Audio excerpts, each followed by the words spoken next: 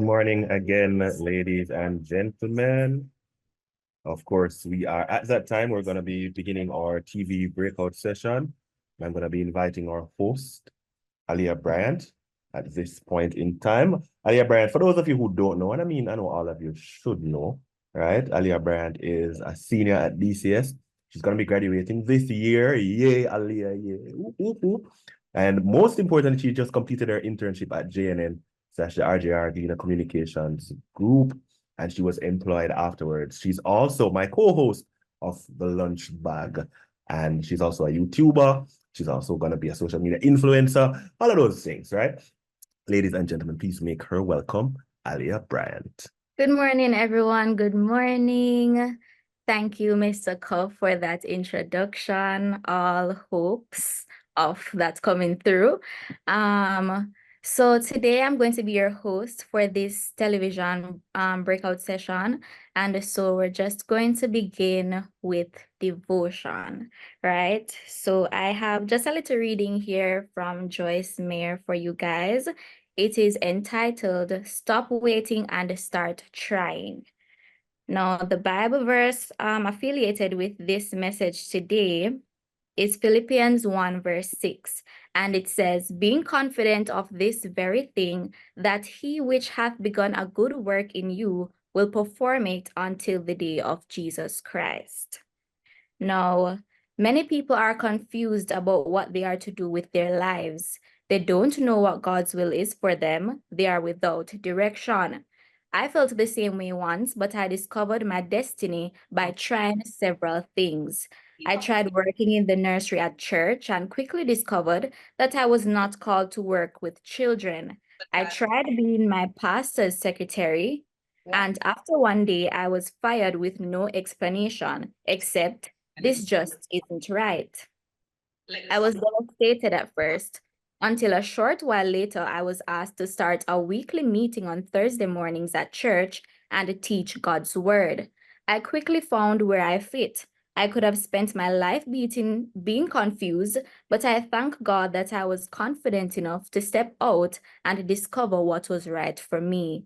I did it through the process of elimination, and I experienced some disappointments. We are all going to experience disappointments in life, but it all worked out in the end, and we have to learn to push through, right? Growth doesn't happen because of comfort. You have to get uncomfortable and you have to experience disappointments in life to grow and be successful.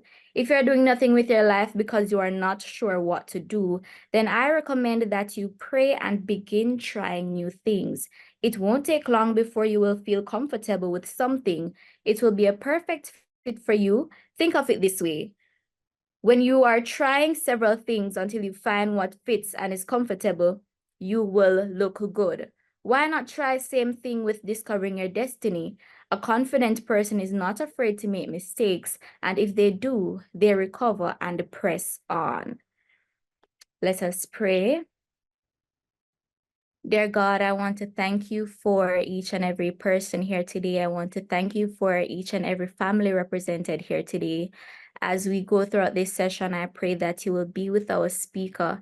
I pray that whatever message she has for us, dear God, that it will motivate and inspire someone to start trying and not to be afraid, because disappointments are going to come. You're going to feel uncomfortable.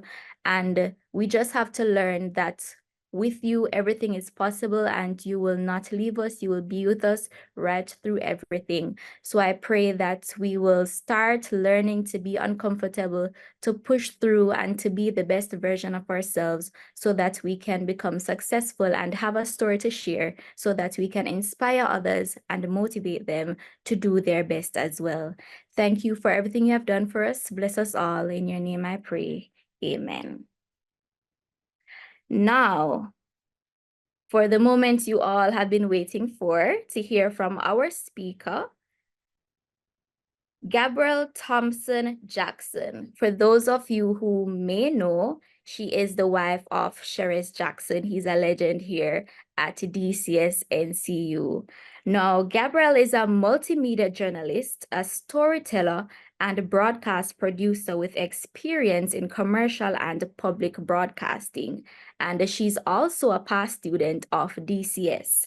She's currently a senior producer at the Public Broadcasting Corporation of Jamaica, that's PBCJ, and she works to research and repackage archival content for broadcast and contributes to the management of the PBCJ's audiovisual library management system. Now, Gabrielle pursued a Master of Arts in Filmmaking, producing at Met Film School as a 2022-2023 Chevening Scholar. Now, as Gabrielle comes, I pray that you will open your hearts and open your minds to receive a message as she shares her story at NCU, her journey, her success story on where she is now. And I want you all to remember that us DCSers, we are a big deal. Everything else is a side order and small fries, right? So at the end of this message, at the end of this breakout session, I want you to go out into the world. I want you to do your best and give off your best so that you can be successful in everything you do. I welcome Gabrielle as she speaks to us. All right, thank you so very much, Aliyah, and thank you, Mr. Cuff.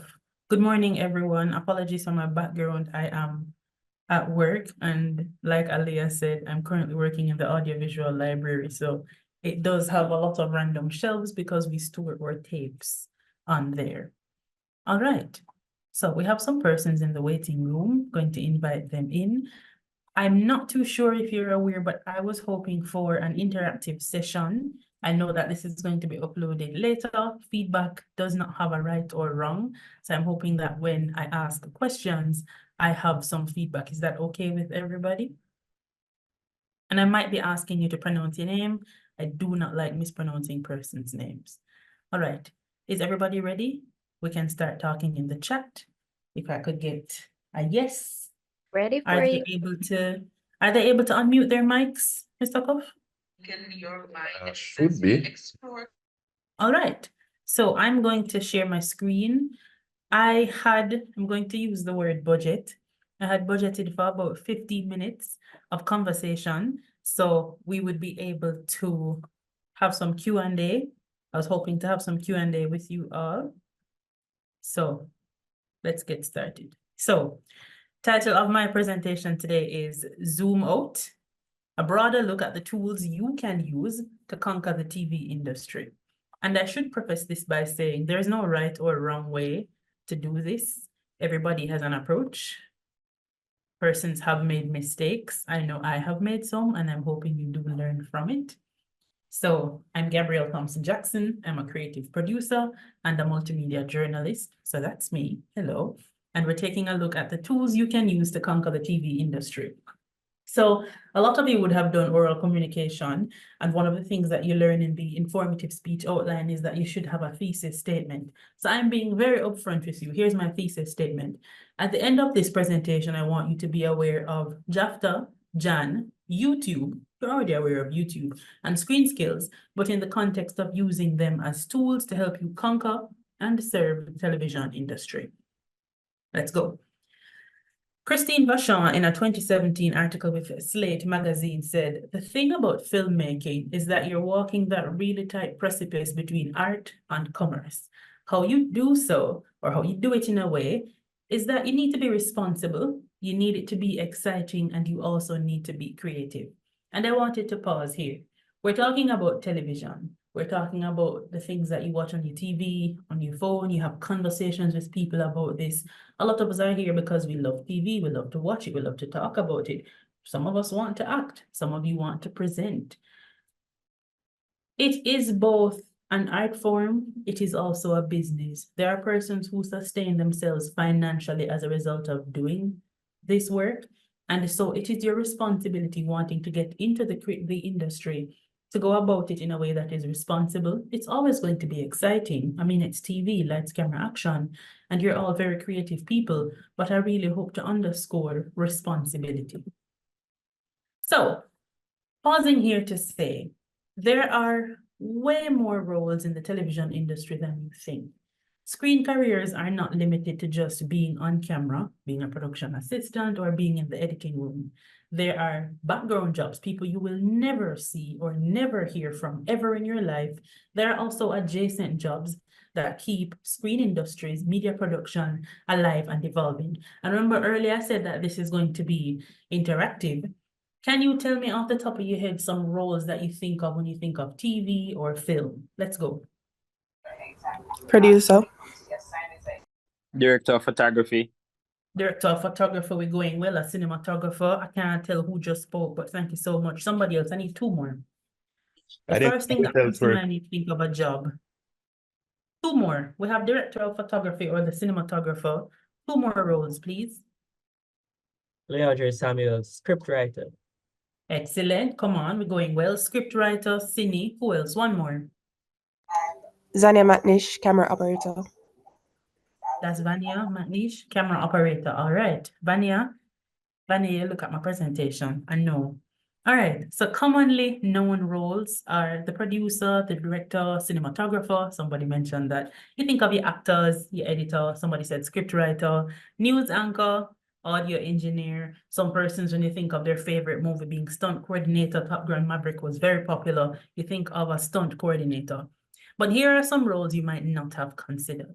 There's a script supervisor, the set decorator, the props master. You need an intimacy coordinator, a location scout, a colorist, which sounds terrible, but it's somebody that handles the color grading on your projects. You need hair and makeup. It does not matter if you're doing somebody looking old, somebody looking tired, somebody looking fresh as a daisy, hair and makeup has to be involved.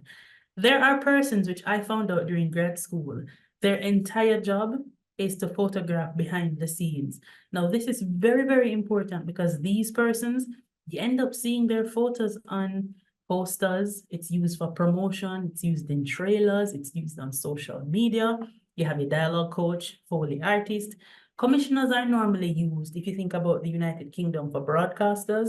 If you want to watch a show on the BBC, you want to watch a show on Sky TV or ITV, a genre commissioner is there. So you're going to pitch your show idea to these persons. When you think about scenic artists or a matte painter, these persons do digital painting on the backgrounds that you love so much. Think of Spider-Man Across the Spider-Verse. Persons have to be involved in that. There's the food stylist. A lot of the food on set you can't actually eat, or even for commercials, it has to be styled properly, not just persons. There's the archivist. I mentioned my background, and I'm not too sure if you're seeing, but I do have some boxes in the back right here. Those are discs. And what we use those discs for, we're copying content to it to make sure that it's not just existing on a tape, because that technology is very old, older than me. And so we don't have a lot of machines to capture that footage anymore. So we have to modernize it. And so we use discs. I've included some photos here just of some of the jobs we talked about. So last summer, I know Aliyah mentioned it, but I am a 2022-2023 Chevening Scholar, and I had the opportunity to go to film school. It's in London. It's called Met Film School. And last year, I helped out two of my friends, and I was the script supervisor on set. And the short film was called A Silent Beat. Only 5 days of production, but they were grueling. And what a script supervisor does is, it's pretty much in the name, you supervise the script. So if an actor walks into the room with their left leg first, on take 1, on take 4 when they're tired, I have to be behind the monitor going, left leg. We have to monitor every single thing. We have to monitor props. We monitor character lines. We monitor body language. We even monitor lighting. I think my favorite experience of that entire job was taking pictures of somebody's sweat, because the producer was spritzing sweat onto somebody to make sure that the sweat matched up from take to take. Included some photos. I know Aliyah mentioned my husband. He is a cinematographer and director himself. These are some stills from something called The Scenes of Jamaica. It's a project currently being worked on for the Public Broadcasting Corporation. I know commission was said earlier, but it's Corporation of Jamaica. And it's like a little postcard from Jamaica. You'll notice in the top right image, Raquel Robinson. She's also a DCS student. Our audio person on this project was Chazria Gilzine, also a DCS product. So I've been chatting. You all mentioned 3 roles just now. I've added some more. Why do you think these roles are important? And this is where feedback comes in. I've told you about these roles, given you personal experience. Why do you think all of these roles are important? I would imagine that as we have learned, well, we are learning currently at university about importance of sometimes group work, which can be very annoying. However, I believe that when you have all these roles to execute different aspects of a production, it ensures that no aspect, no point in the production is left behind. It also ensures that there's a splitting up of responsibilities. So the person who is in charge of scripts or in charge of a different area may forget about something, but because you have a specific role for that area, then it ensures that that area, that role is covered and is carried out properly. And so at the end of it all, you have a cohesive and a consistent production. Excellent. Thank you so very much. I'm almost tempted to ask you to just present the rest of this section. Very well put. Thank you sincerely. I'm pretty sure you've been online, you've seen the Me Too movement. It talks about assault or abuse that persons have faced on film sets by being part of productions. It does not extend only to physical abuse. There's also mental or verbal assault. It's very, very, very, very serious. One of the things that I have to take into consideration as a producer is, am I keeping my people and my kit safe? So that's human resources and then physical resources like my water bottle, my camera, my tripod. These roles are important because these persons are experts in their field. And like Mr. Samuel said, you don't have one person doing every one thing. You do want your intimacy coordinator to be working with you to ensure that there is no assault or abuse happening in a scene. You want your cinematographer to be stress-free and focusing on making sure your lighting is as excellent as possible. You do want your audio technician to be walking around and saying, yes, I'm going to place a mic in that flower pot on the table because it will give me the best audio. You do want your DIT, your digital imaging technician, to be going, actually, I need that SD card. One of the things that I learned quite interestingly in film school is if you're on a film set and normally your minimum is 3 copies of something, anything that you've done on the day, so your rushes for the day. You do not want persons to be taking the same vehicle. So let's say Alia, Mr. Cuff, and myself as a producer had the SD cards. We could not drive in the same vehicle. We cannot be going in the same direction. And at the very least, we can't be going in the same vehicle because you want to be protecting the files. So God forbid Alia gets in an accident and I get in an accident. Mr. Cuff has a copy, not coffee, and the copy is okay. Cool.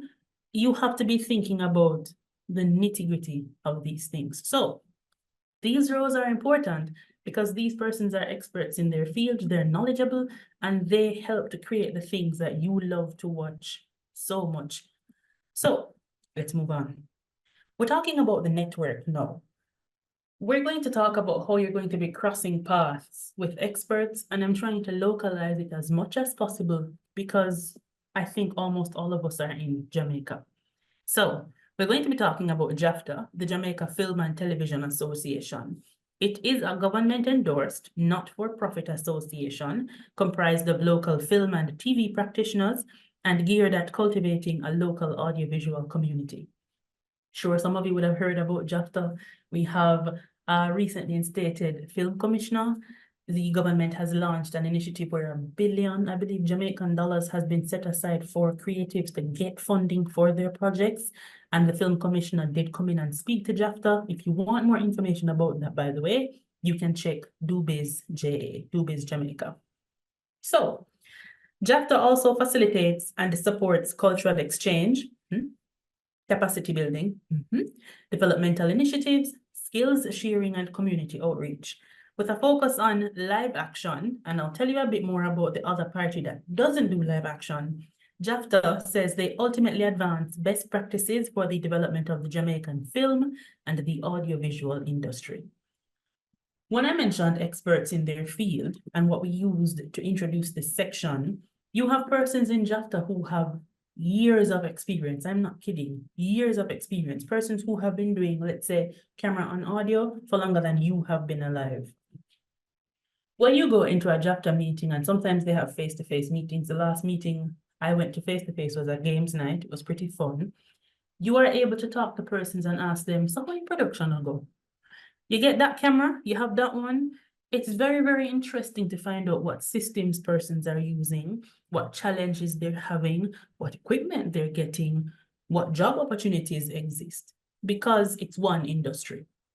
So, JAFTA, and you can find all the information here. I focused on in-text citation. So when you get this presentation, which I will do, give you the link, you can just click and go to the sources.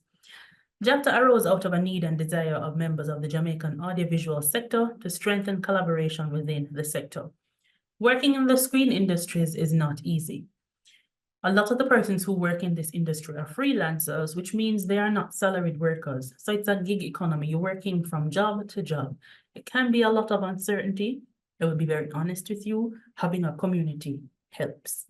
One of the important things that I do want to mention, and I do hope you go and check online, one of the benefits of JAPTA is now that you can get health insurance as a group. Ladies and gentlemen, health insurance is very important. If you are able to join a community of persons and take advantage of reduced rates while you're working in this industry, it does take a load off of you mentally to know that if anything happens, you are okay. At the onset of the pandemic, and I'm saying onset and not the start because it is not finished, a lot of us came to realize how important health was, and a lot of persons might not have had health insurance. It's very helpful to know that being part of a community gets you access to that. So, I mentioned this earlier, but these creative persons have years of experience. The entity offers initiatives which are discussed at its meetings. So there's training, they have workshops, they have get-togethers. I told you, I went to a games night. Fantastic, fantastic Ludi was played. And it helps to know the people who make the industry. I'll give you a little insight. In December, I worked on a job as production health and safety, which I'll talk to you a little bit more about. My job was to make sure that people were not going about injuring themselves. Had to do up a risk assessment, one was provided, had to be working with a medic and working with persons. I had not realized that there were persons who were doing art and set decoration for over 25 years. One conversation with one lady about how she goes about art buying, how she would set up this job, how she would approach buying flowers for a production, where she would get a couch from, how she would set a background. It is simultaneously terrifying and thrilling to realize how much you do not know. And it's a fantastic thing to be in the presence of somebody who is an expert at what they do. So I know you're hearing that and you're saying, I don't have any money, but that's okay. In order to be a member of JAPTA, you do not have to pay. There's a little asterisk. You can sign on without paying the annual fee, which I believe for adults is about $8,000. For students, it's significantly less, and you still will be privy to happenings in JAPTA and access to members and access to meetings. However, when you do start working, if you do have that 8,000 or less, I would encourage you to join, all right? So remember earlier that I said JAPTA focuses on live action. And a lot of you might be saying, but I watch anime, or I watch animated things, or I watch cartoons. That's fine. Let me introduce you to the Jamaica Animation Nation Network. It's a mouthful. It's a membership-based organization run by volunteer members. JAPTA is also volunteer-based. For all of the information that's available from JAPTA and Jan, these are persons who are in the industry, working for the industry. So at the start of our presentation, we mentioned tools to conquer and serve. By becoming a member, you too can become servants of it. Cool? Jan says its goals are to promote members' talents locally and internationally, and to support studios' demands for creatives, training institutions' needs for placement, and improved education, as well as the advancement of local government policy development. Why is this important? You do want to be a part of a group that advocates for industry-based practices. So, If Aliyah says she's going to be doing 2D animation for $10 per hour, but Brian has been doing this for a long time, and he says, actually, based on the amount of work that this is going to require, you should really be charging 60. You do want to be in a place where persons are advocating for you to be treated as fairly as possible. And payment is one of them. So let's get to the nitty-gritty. I know persons want to know how much it costs to be a member. Premium membership starts at $5,000 per year, which is $3,000 less than JAFTA. However, if you're saying, Miss, I don't have $5,000 per year, you can simply become a subscriber for $0. $0 and 0 cents.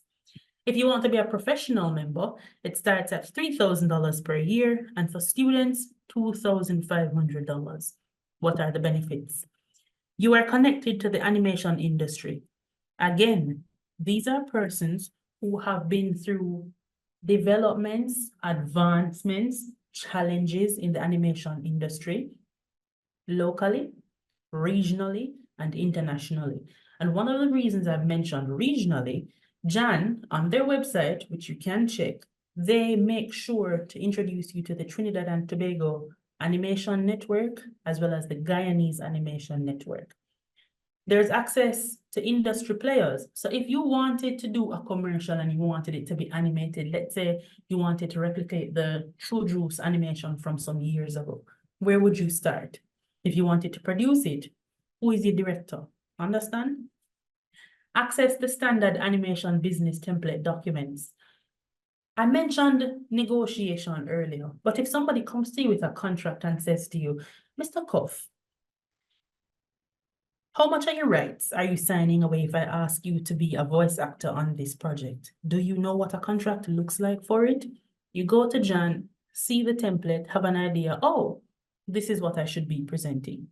Access to job boards, guys, incredible. If these are persons who have navigated the industry for years and have way more experience than you, and they're willing to put you in touch with the persons who are hiring, you do want to be in on that. You do want to also be in on having access to webinars and professional training, because that's how you upskill and that's how you advance. Cool? I'm moving very, very quickly because I want us to have access to or to get into our Q&A. But let me pause here and slow down. As of June 2022, 2 years ago, more than 500 hours of video were uploaded to YouTube every minute. Every 60 seconds, more than 500 hours of video were uploaded to YouTube. This equates to approximately 30,000 hours of newly uploaded content per hour. Picture that. And I know persons have said YouTube University. I am repeating that.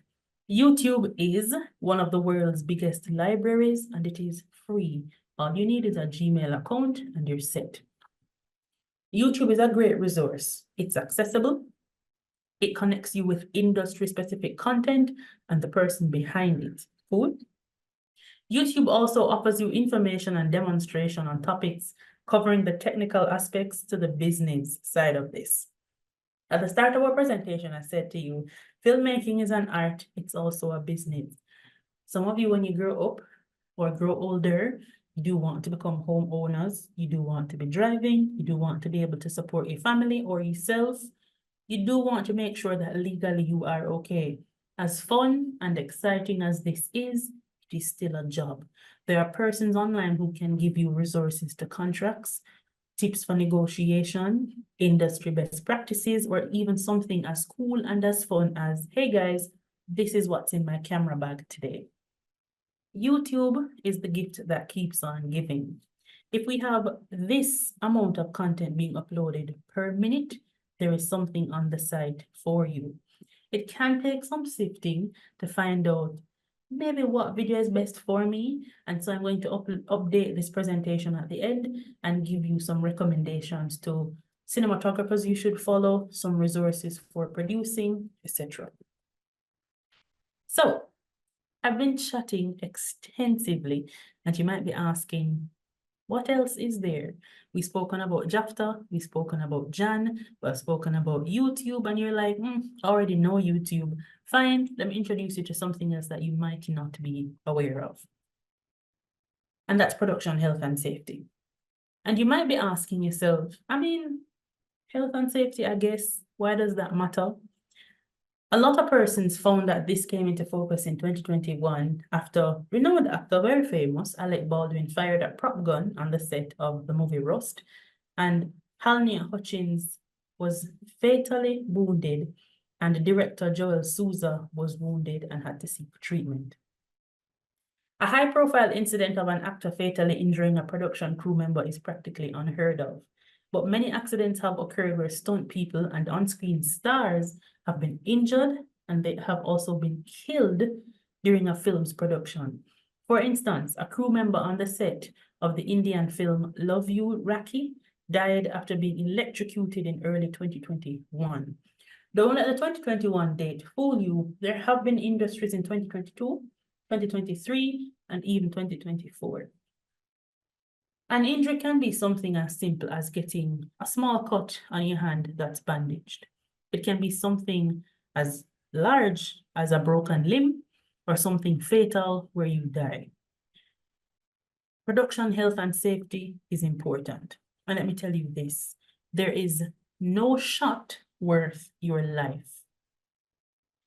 Why I'm telling you this and why this is a tool that you need for the film industry, we are young, we are excited, it seems very fantastic to be a part of this. I do not want you to be so excited that you are placed in situations that are detrimental to your health or your life. As fantastic as this industry is, sometimes you go on set and you're asking yourself, what is today going to be? And you do not know. It's the adventure of a lifetime. It should not be the adventure of a lifetime that ends prematurely. I'm mentioning Mark Milsom because his family has, in the wake of his 2017 death, started the Mark Milsom Foundation. It's a foundation that starts something called the Production Health and Safety Passport course. It gives you do's and don'ts that you should look out for. If a producer or a director comes to you and says, you know, I'm gonna set up that light. Just help me set up the light. One, you're not a camera operator. You're not a cinematographer. You're not on the camera team. They have not given you gloves. The cables for the lights have not been matted, so there are no trip mats on them. You realize that the cables are leading to a puddle of water. It is not safe. It is within your right to refuse. So one tool that you need to have when you want to enter, conquer, and serve the industry is the tool of boundaries and knowing that actually this isn't pretty safe. I should not be here. So we mentioned that's pretty grim. I'm hoping to come back to something a little bit lighter and eerie, but still hoping that the importance of it is impressed on you. Let's talk about screen skills. I mentioned YouTube, and this isn't like YouTube in terms of videos. Consider it the LinkedIn of the screen industries. So Screen Skills is the industry-led skills body for the screen industries. Screen Skills says they train the people who make the shows that you love, and they support continued growth and future innovation across the country by investing in the skilled and inclusive workforce who are critical to the screen industry's global success. You'll notice that it says UK. My grad school experience was in the United Kingdom, so a lot of my resources have to do with the United Kingdom, and I'm hoping that the links I provide will broaden your horizon a little bit. But the United Kingdom does not play around about production health and safety. Risk assessments are required. Health and safety guidelines must be followed or your production will be shut down. And I'm hoping it's something that we start to implement more locally. So why am I mentioning Screen Skills? These photos here that you see are screenshots of certificates that I've done on Screen Skills. And I'm hoping that at the end of today's presentation, you will go and create an account. One of the interesting things about Screen Skills is that it acts as a directory for persons who are in the industry in the UK. If you're not in the UK, you can still create a profile, you can still do the certificates, and these certificates are downloadable, and you can add them to your LinkedIn. So this is one way for you to upskill. Yeah, we are to upskill, and you'll get experience. Mr. Copper just saw your message. So I'm running out of time, let me say it quickly. As mentioned earlier, I have gone ahead and done some resources for you. This one is specifically on production health and safety. When I send this link to Ms. Anderson and Mr. Cuff, it will include resources on cinematography YouTube channels you should check out and tips and tricks you should know about the industry. So I had to speed through a little bit because of our time constraints very, very quickly. If you have any questions, please let me know. Does anybody have any questions? Comments, queries, any extra information you need? Nevon, cool. Nevon, what's your question? So what I was asking is, as it pertains to public safety and health, whether it be of the crew or the support, is mental health taken into account for that? Because So glad you asked that other people- question. Yes, it is. Yes, it is. And there are actually certificates on screen skills that cover tackling harassment and bullying, that tackle mental health as well. One of the things that they have also discussed, and one of the things I've recognized as being really, really important, any job is difficult. Life can be difficult. Listen, we're humans, things get hard. When you're working as a freelancer in a gig economy, it's added difficulty. You might be wondering where your next job is going to come from, what finances are going to be. You might also feel nervous about telling a producer or a director no. So yes, it is something that is considered, and producers that you're working with, writers that you're working with, directors should be mindful of that. And you as a student, having good boundaries helps. So you might say to yourself, Navon, boy, the production is going well, but I actually can't work overtime if I'm not being paid for it, especially not overtime. That's 4 hours. And if I am working overtime, I'm going to require transportation and dinner. You understand what that looks like on a set? You're asking, if you want me to stay over, we'd have to negotiate the funding for that. And you'd have to be transporting me to my place of residence. So yes, mental health is very, very important. You mentioned screen skills at the end of your presentation a while ago. I just want to know the certification or what you get from them. I would imagine that it is industry recognized and you can be able to go to different places with it. Or is it just for you to learn for personal development? Oh no, it's industry recognized. One of the things about screen skills is that if you're in the UK, your portfolio on the site is listed in a directory. And one of the things that persons see is your name, the sector that you're a part of, and the certificates that you do have. The certificates that you saw me sharing, let me see if I can quickly go back to them. They're actually on my LinkedIn. I use them on my LinkedIn.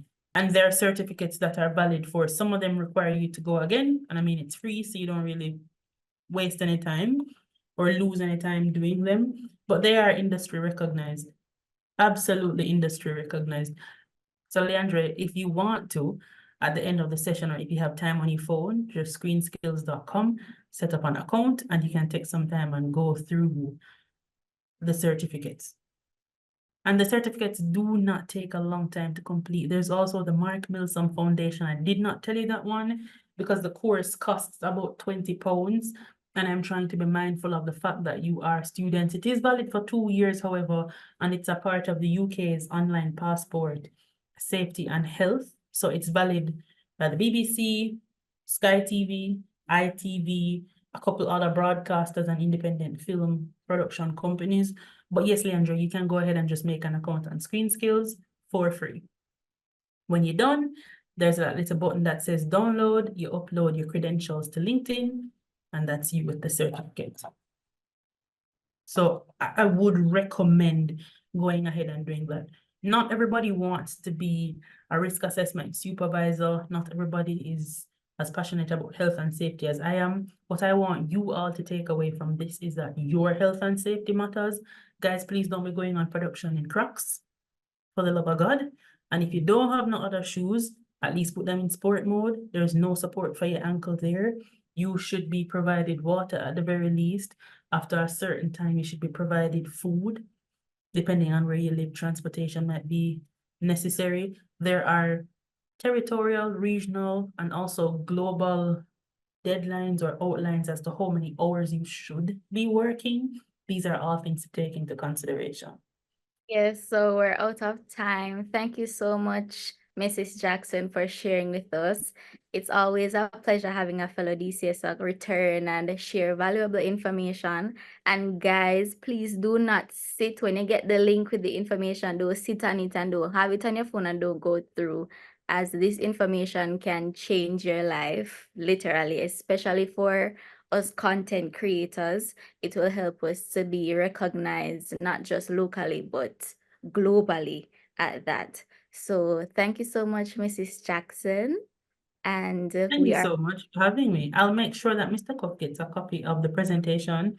It's a link, as you saw it here, so you'll be able to click through and access the links. And I'm wishing everybody present all the very best on their productions. I'm hoping it's fun, and above all, I'm hoping it's safe and productive. All the best. Yeah. Okay, guys, we're going to return to the main room. Thank you so much for coming and enjoy the rest of Symposium.